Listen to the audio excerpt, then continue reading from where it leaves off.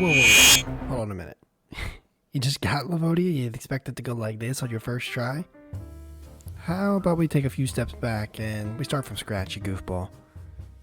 Hi, my name is UI99, and today I'm going to show you how to improve your chances of survival and how to get the sweet loot in the bunker with just a little bit of guidance. When you first load into Livonia, you'll be on the north side of the map along a river. This river stretches all the way across the northern part of the map, moving west to east, with numerous towns along the way, all of which you have a chance of starting in. The land north of the spawn towns in the river has a few decent strings of bunkers, a static gas zone, a couple towns, and a military base hidden in the woods. These are always pretty decent, reliable, more low-profile areas to loot, but the best stuff is down south, obviously, along with the dangers of nature, elements, and of course, other players. In order to make it to the deep south of Livonia, you'll need to gather a few essential items to get you moving. Unlike Trinaris, Livonia is much more vast, open, and overgrown, making it a bit more difficult to find food and clean water in civilian towns and cities once you venture south of the spawn river. In order to combat this, you'll need to come prepared with tools to hunt, fish, and find ways to clean water yourself to drink when needed. Hunting is pretty self-explanatory, I feel like. Bring any sort of decent sniper rifle like the CR-527, the BK-18 even, the SKS, Mosin, Blaze, Tundra, and so on. And listen in the distance for noises that animals are making. Follow the audio cues to the source and carefully and slowly hunt your prey. Don't get too close or it might spook your meal. Instead, shoot from a safe distance and act fast when it's time to butcher. You never know who's lurking around, waiting to steal your meal, or make you a meal, I don't know. Whatever the preference is, no judgment.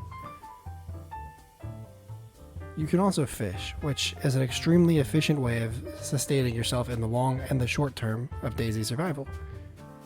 You can find yourself a fishing rod or a hook in sheds or fishing boats along water sources, or you can even craft a fishing rod with a rope, a long stick, and bones. Combine the bones with a knife and you can make an improvised bone hook. But the cool thing about an improvised rod is that you can easily break it down with a blade and get your rope back and carry it around until you find another water source to fish from. Then you just simply combine it with a new long stick and boom. You can get easy food and do this over and over again whenever you need to. Don't forget to combine your hook with some bait, by the way. You can do this by holding a digging tool or a knife in your hand, looking at the ground, in the grass, it usually works the best, and hold your action button down to dig for worms. Then combine the worm with your hook to craft bait, attach it back to your rod, and you'll be catching fish in no time.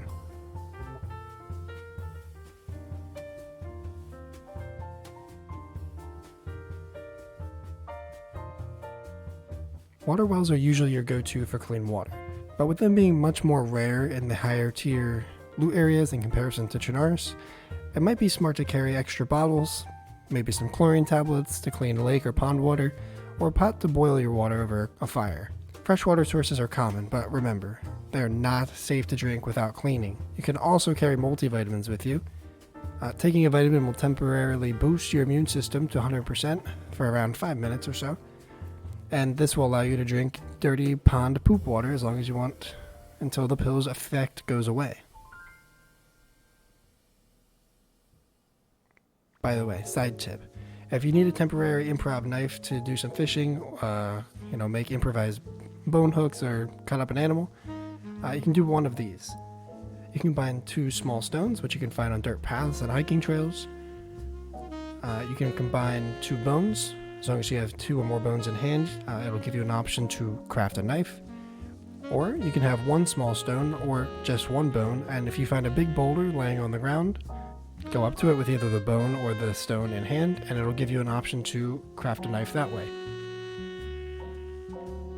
On Livonia, there are strings of concrete pillbox bunkers that span all across the map. These are a great place to look for easy military gear, ammo, and even weapons. One great route you can take to potentially get lots of decent starting military equipment starts in the far north of the map above Gliniska and just east of Lukau. If you start at the one farthest north and follow it down south, there are a trail of 22 bunkers that leads you from Lukau down to Kopa Prison. You can loot the surrounding towns for civilian loot and food, the bunkers for the military gear obviously, and then the prison for police tier weapons and armor. This is probably one of the best and most efficient starting looting routes to prep you for your journey down south. There are a few other clusters and strings of bunkers to loot down south and in the central areas of the map, and I'll show them on screen for future looting references. One of the other smartest things you can do to prep for your journey down south is to loot the very abundant police spawns of the Livonia spawn towns for an easy weapon, various ammo types, and ballistic protection. Police stations, checkpoints, crash sites, etc. are scattered all over the spawn region. All of these locations can spawn press and stab vests, pump shotguns, scorpions, M-locks, Pioneer and SSG rifles, SG5Ks, among all of the corresponding ammo types and attachments. One of the best places to loot for early and abundant police gear is the Toplin PD. Not only is there a main HQ building that spawns all the items previously mentioned, but you can also loot the patrol shack next to it, the surrounding sheds, garages, and the Grey Armor Barrack for even more PD loot. It's an insanely rich area in terms of police grade gear, but also one of the hottest areas for other freshies to come pick clean. So, watch your back. You can also loot Copa Prison for a good mix of police rifles, SMGs, vests, and even the little military compound outside for some great starter equipment. But beware of the massive zombie horde that lurks outside on the main entryway. To avoid potential disaster, I always try to sneak around the back of the prison walls and get inside without aggroing too many. At this point, you should probably have a pretty full stomach, be hydrated, have a weapon, and maybe even a ballistic vest. But where do you go now? There are quite a few similar smaller military locations to venture off to. To avoid some nonsensical rambling on, which I tend to do, I'll just list them off based on their location on the map, starting from the west and working our way east. There's Miriton, Nadek, Krisnik, Lemborg, Borek. All of these are small to medium military compounds that are either just south of the Spawn River or more central of the map. They're great places for M16s, AK-74s, plate carriers, SKSs, SMGs, and other military tiered gear. These should likely be your next steps as you work your way down south.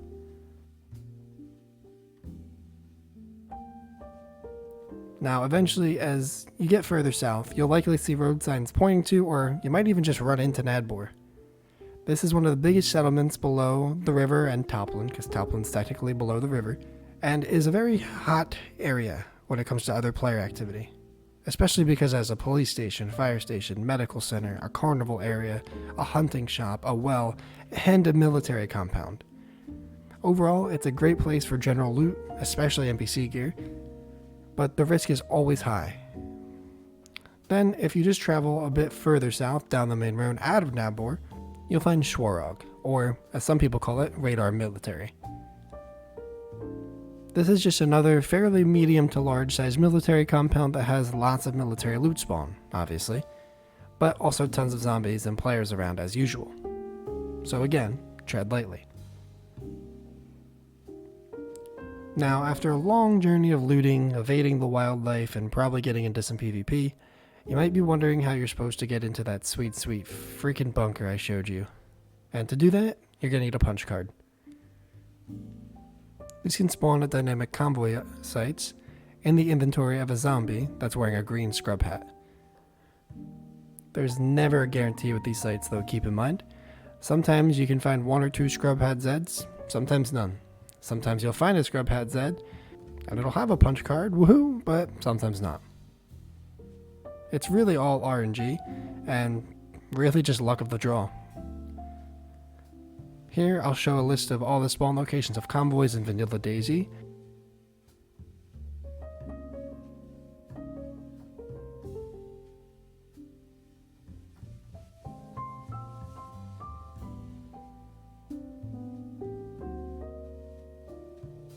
If you eventually get tired of convoy hunting or finding spawns but you keep getting screwed with no punch card, trust me, I've been there, I understand the pain.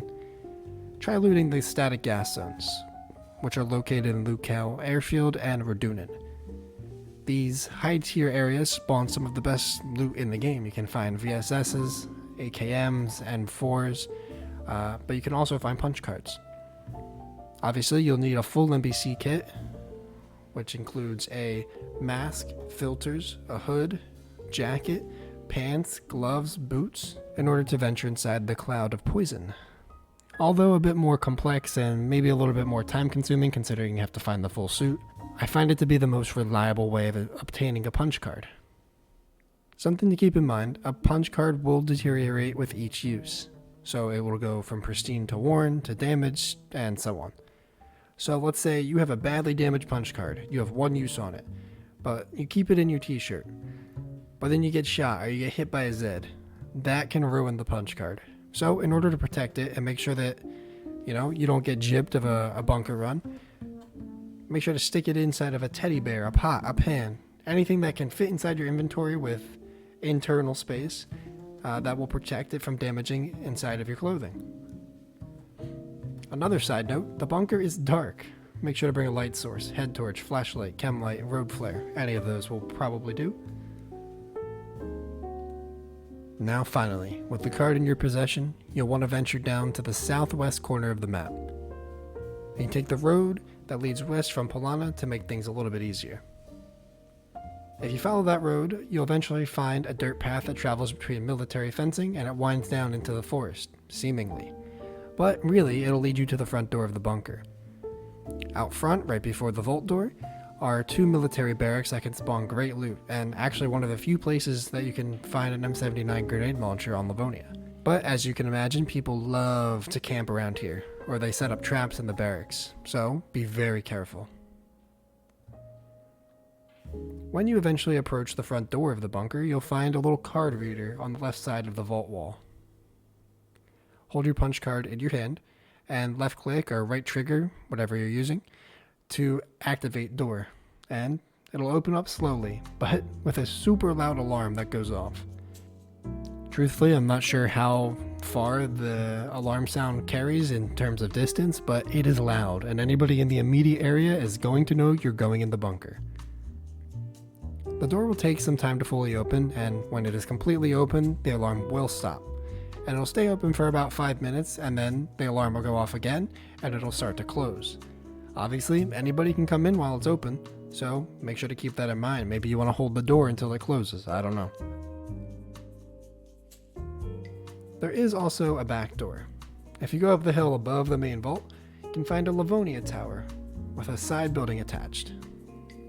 In the side building is a small door that is activated by a punch card reader at the top of the Livonia tower. This method is much faster and obviously stealthy because there's no alarm sound, and it's very quick and easy, but it does require 2 players to pull off. One player will be at the punch card reader with the punch card to open the door, while the other sits at the side door and needs to get in very quickly, because it won't be open for very long. Then from there is a switch right inside on the right wall that will open the door without a punch card, so you can let your teammate in. And just like that, you've made it inside the bunker. I would love to go over the looting while inside, but I don't really want to spoil the bunker experience for anyone who hasn't gone in. Just know that you will need at least another teammate to completely loot the bunker, as there are 3 levels and there's a puzzle inside to get to levels 2 and 3. But otherwise, you should come away with plenty of loot. Well, that's about it for my tour of Livonia. Hopefully you learned a few things and you can use this guide to become a Livonia pro in no time. If you found this video helpful or simply want to support the channel, make sure to like the video and drop a sub if you want to see more. I do upload guides, walkthroughs, DayZ adventures, and I also live stream here on YouTube. Thank you all once again, and I will see you all next time.